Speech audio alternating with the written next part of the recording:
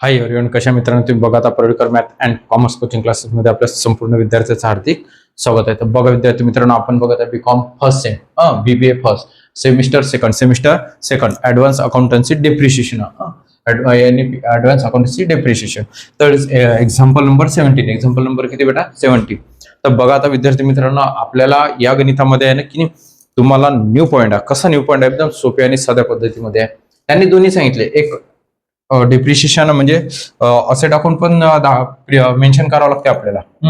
तर स्क्रीनवरती गणित दिसत असेल त्याचा स्क्रीनशॉट काढून घ्या, तुम्ही रिराईट काढून घेसाल आणि इथे लक्ष द्या. आता मी समजून सांगतो. And asset is a purchase for the 25,000. किती बेटा? 25,000. 25,000. Depreciation is to be the provide annual according to state line method. कोणते मेथड म्हणते तो बेटा? म्हणजे एकदम स्ट्रेट लाईन मेथड. त्यानंतर आपल्याला दिलेला द युजफुल ऑफ लाईफ त्याची किती इयर आहे? 10 इयर. 10 इयर लाईफ आहे. किती आहे बेटा? 10 इयर लाईफ आहे की नाही? हा. त्यानंतर अँड बघा आता दोन शब्द होते, एक स्क्रॅप व्हॅल्यू, दुसरा मी तुम्हाला सांगितला होता रेसिड्युअल जी व्हॅल्यू असते. कोणती? स्क्रॅप आणि रेसिड्युअल्स व्हॅल्यू. म्हणजे दोन हे शब्द जे दिलेले असतील, हा शब्द खूप कमी याच्यात येते, एमकॉम ला जास्त येतो हा शब्द. म्हणून तुम्हाला सांगतो की बा अगर तुम्हाला आला असेल तर लक्षात ठेवायचं, त्याला स्क्रॅप व्हॅल्यू असं म्हणतात. इज ₹5,000. किती दिले त्याचं? 5,000. You are required to find out the rate of depreciation. त्याचा तुम्ही रेट ऑफ डेप्रिशिएशन सुद्धा काढावं लागते आपल्याला. म्हणजे पर्सेंटेज किती आहे ते पण दिलेलं आहे. या गणितामध्ये त्यांनी आपल्याला डेप्रिशिएशनची अमाऊंट दिलेली आहे का? नाही. मग पहिले डेप्रिशिएशनची अमाऊंट काढा. लाईफ दिलेला आहे म्हणजे तुम्हाला डेप्रिशिएशन स्क्रॅप व्हॅल्यू मायनस करून दाखवाच लागेल. तो एक फर्स्ट नंबरचा फॉर्म्युला. सेकंड, रेट ऑफ डेप्रिशिएशनचा फॉर्म्युला. त्यानंतर त्यांनी आपल्याला सांगितलं की prepare asset account for the first 3 year. पहिल्या वर्षीचं असेट अकाउंट मेन्शन करा. मग आता सगळ्यात पहिले आपण काय करायचं? Calculations of depreciation. ओके बेटा? हा. मग depreciation is equal to cost plus काय सांगेल मी तुम्हाला? Installations. Cost plus installations minus सांगा स्क्रॅप. जी स्क्रॅप व्हॅल्यू दिलेली असेल. आता इथं स्क्रॅप व्हॅल्यू नाही आहे, इथं रेसिड्युअल्स व्हॅल्यू आहे. तर तुम्ही इथं रेसिड्युअल व्हॅल्यू शकता किंवा स्क्रॅप व्हॅल्यू सुद्धा लिहू शकता. असं काहीच नाही बेटा. अलग लक्षात? Scrap value. ओके. हा. डिवायडेड बाय काय राहते तुमचा? Life, expected life. हा. त्यानंतर बघा आता कॉस्ट किती आपली? 25,000 प्लस 0. स्क्रॅप व्हॅल्यू आहे 5,000 आणि लाईफ किती दिलेलं आहे आपल्याला? 10. हे बघा 10 इयर आहे की नाही बेटा? 10 इयर. 25,000 मधून 0 प्लस करा, तेवढेच येतील 25,000 minus 5,000 divided by 10 minus 20,000 divided by 10. हा. 10 कॉट 10 म्हणजे 2,000. किती आलं बेटा? तुमचं डेप्रिशिएशन आलेलं आहे 2,000. म्हणजे दरवर्षी तुम्हाला डेप्रिशिएशन दाखवावं लागेल. काय दाखवावं लागेल? दरवर्षी. आणि त्यांनी स्टेट लाईन मेथड सांगितली. याचा अर्थ दरवर्षी तुम्हाला 2,000च दरवर्षी तुम्हाला ते मेन्शन करावं लागेल. याच्यामध्ये काही ती मशिनरी सेल वगैरे केलेली नाही आहे. त्यानंतर सेकंड, रेट दाखवायचा आता आपल्याला. Calculation of rate of depreciation असं लिहू आपण. Rate of depreciation R rate of depreciation. आता रेट ऑफ डेप्रिशिएशनचा फॉर्म्युला मी शिकवला तुम्हाला. Depreciation upon cost into 100 is equal to depreciation किती आलं बेटा आपलं? 2,000. त्याला कॉस्ट किती आहे?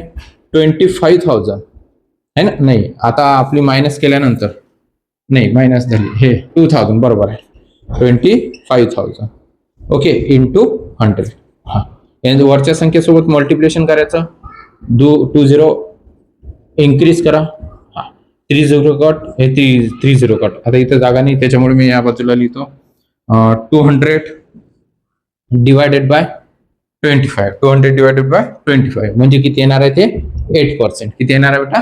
8%. डेप्रिशिएशन आलं त्याचा 8%. तुम्हाला हे कंटिन्यू खाली लिहायचं असते. तुम्हाला स्क्रीनशॉट काढायचं असेल स्क्रीनशॉट काढून घ्या. यानंतर आपण असेट अकाउंट बघूया. काढला बेटा स्क्रीनशॉट? तुम्ही स्क्रीनशॉट काढलेलाच असेल. मी आता संपूर्ण तुम्हाला आखणी केलेली आहे असेट अकाउंटची आहे ना बेटा, असेट्स अकाउंटची आखणी केली. त्यानंतर बेटा कसं आहे, आता या गणितामध्ये एक्झाम्पल मध्ये आपल्याला कुठेच याची डेट दिलेली नाहीये. आहे का बेटा, दिलेली डेट नाहीये, त्यामुळे तुम्ही डेट लिहिली नाही तरी चालेल. फक्त तिथं त्यांनी काय दिलेलं आपल्याला 3 इयर, किती इयर सांगितलं 3 इयर. मग 3 इयर साठी आता आपण काय करूया, हे फर्स्ट वर्ष पहिल्या वर्षी 2 बँक अकाउंट, कोणतं बेटा बँक अकाउंट 25,000, किती 25,000. मग आता इथं डेट नाही म्हणजे 1 जानेवारी ते 31 डिसेंबर, 1 जानेवारी ते 31 डिसेंबर, पूर्ण 12 मंथ 12 महिने.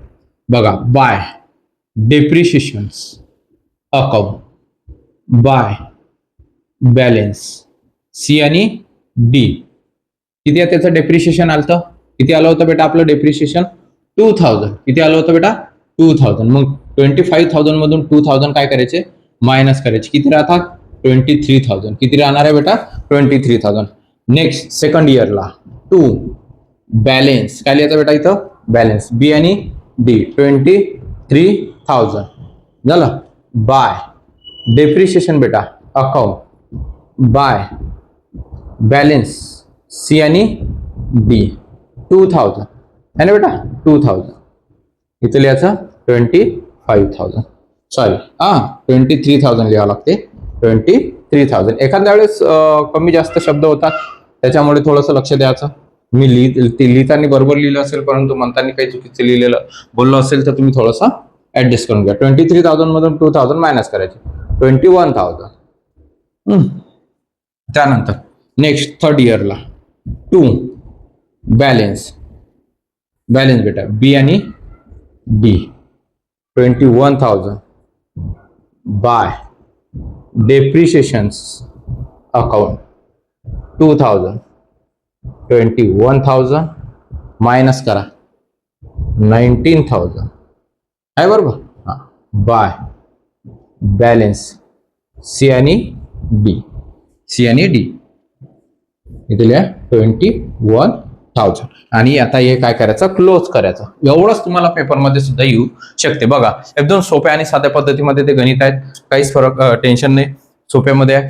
तुम्हाला व्हिडिओ आवडल्यास लाईक करा, शेअर करा आणि सबस्क्राईब सुद्धा करा. तुमच्या मित्रांना सुद्धा सेंड करा. तुम्हाला ऑनलाईन बॅच जॉईन करायचं असेल जॉईन करू शकता, काहीच हरकत नाही. आणि अकोल्याचे काही विद्यार्थी असतील त्यांना ऑफलाईन बॅच जॉईन करायचे असेल तर तुम्ही ऑफलाईन सुद्धा जॉईन करू शकता. आपला पत्ता आहे गायत्रीनगर, बाळापूर रोड, कॅनॉलच्या जवळ, अकोला. जय हिंद, जय महाराष्ट्र. स्क्रीनशॉट काढायचं असेल काढून घ्या बेटा, कैसा आहे ओके.